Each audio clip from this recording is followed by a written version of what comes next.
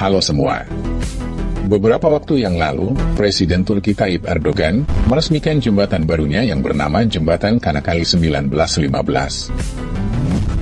Jembatan yang menghubungkan antara benua Eropa dan Asia ini merupakan salah satu jembatan yang terpanjang di dunia, di mana dalam prosesnya ini menghabiskan biaya yang mencapai puluhan triliun rupiah. Jembatan ini terpanjang antar benua. One Belt One Road, atau disebut juga dengan jalur sutra modern, merupakan strategi baru pemerintah Cina untuk pembangunan ekonomi yang berfokus pada peningkatan konektivitas, serta kerjasama di antara berbagai negara yang tersebar di benua Asia, Afrika, dan Eropa. Dalam jalur yang menghubungkan negara-negara di Uni Eropa, Cina memulai jalur sutranya dengan melakukan perdagangan dengan London, Inggris. Jalur sutra modern dan Inggris ini memiliki nilai yang sangat besar. Diperkirakan setiap harinya mencapai 2 miliar US dollar. Dan tiap tahunnya akan terus meningkat. Dalam upaya mendukung pengembangan jalur sutra Cina tersebut, akan dibangun 21 pusat logistik di Turki, yang mana 9 dari 21 pusat logistik tersebut sedang dalam tahap proses pembangunan.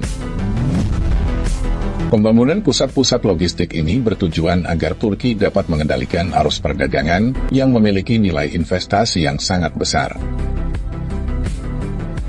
Karena itulah Turki banyak membangun megaproyek, salah satunya adalah pembangunan jembatan Çanakkale 1915 untuk menghubungkan jalur sutra modern antara Eropa dan Asia.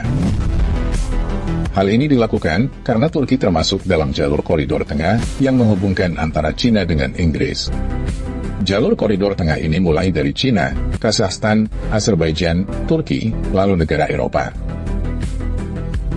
Jembatan Çanakkale ini merupakan jembatan yang menghubungkan antara kedua sisi Turki, satu terletak di Eropa, dan sisi lainnya terletak di Asia.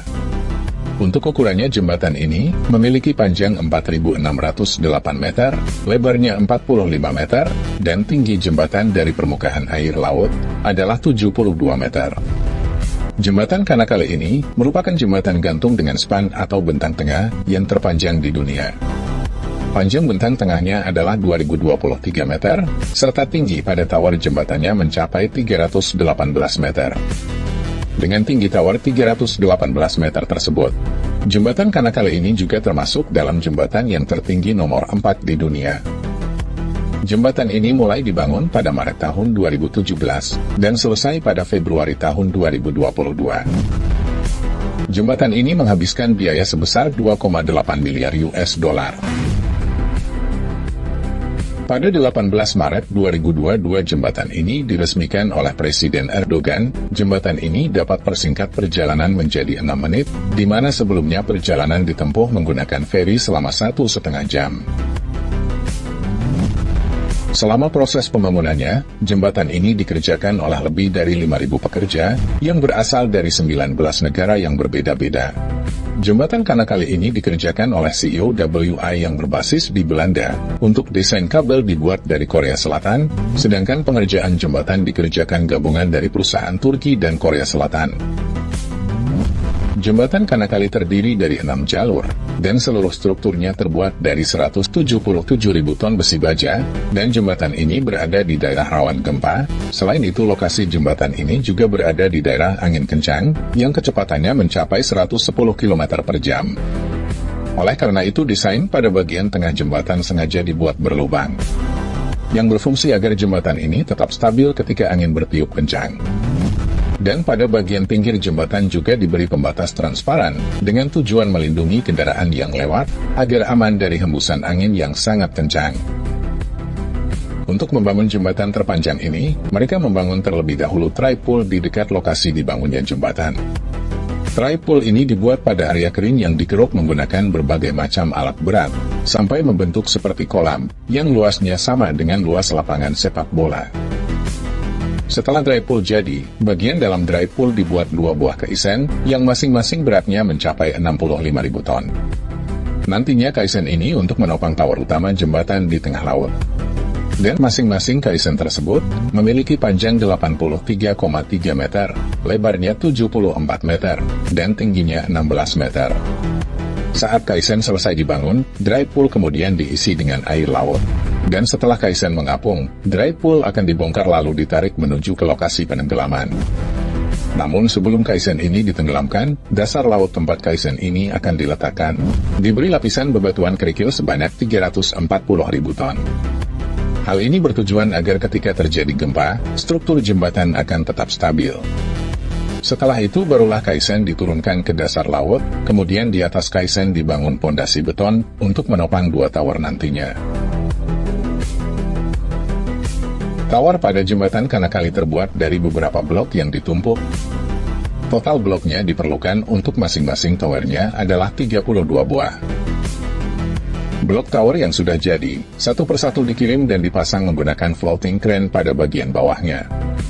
Sedangkan untuk sisanya, blok diangkat dan dipasang dengan tower crane, sampai memiliki ketinggian 318 meter. Setelah pembangunan tower selesai, setelah itu dilanjutkan dengan pemasangan wire rope atau kabel utama jembatan. Dan wire rope untuk jembatan ini dibuat di Korea Selatan. Wire rope jembatan Kanakali terbuat dari 144 kabel strand, dan tiap kabel strand ini terdiri dari 127 kawat baja. Jika di total panjang kabel yang digunakan pada jembatan Kanakali memiliki total panjang 162.000 km. Kemudian sebagai penambat wire rope, maka dibangunlah anchor jembatan di kedua ujungnya. Anchor jembatan tersebut memiliki kedalaman 29 meter. Masing-masing anchor ini memiliki berat 156 ton. Sedangkan pada pemasangan dek, jembatan Kanakali ini membutuhkan 87 dek jembatan dengan berat masing-masingnya 700 ton. Untuk lebarnya 45 meter, panjangnya 48 meter, dan tingginya 3,5 meter. Dek ini dibawa menggunakan kapal tongkang, dan setelah itu udah dipasang pada jembatan menggunakan floating crane, ASEAN Hercules 3. Passion Hercules 3 merupakan floating crane yang terbesar di dunia, yang memiliki panjang 106 meter, untuk lebarnya 52 meter, dan memiliki kapasitas angkat maksimum hingga 5.000 ton. Dari 87 dek Asian Hercules 3 ini, hanya memasang sebanyak 16 dek jembatan yang berada di bagian tepi jembatan, sedangkan sisanya diangkat dan dipasang oleh lifting country yang berjumlah 8 buah. Dan untuk mengangkat masing-masing dek jembatan seberat 700 ton itu, membutuhkan 2 lifting country. Setelah itu untuk proses terakhir adalah pengaspalan jalan, dan pemasangan berbagai infrastruktur pada jembatan Kanakali. Pembangunan jembatan Kanakali ini menjadi pencapaian Presiden Turki Erdogan yang terbaik selama menjabat di pemerintah. Sebelumnya dia juga mendapat pujian setelah menyelesaikan proyek bandara baru Istanbul, terowongan kereta api, dan jalan raya di bawah Selat Bosporus Istanbul.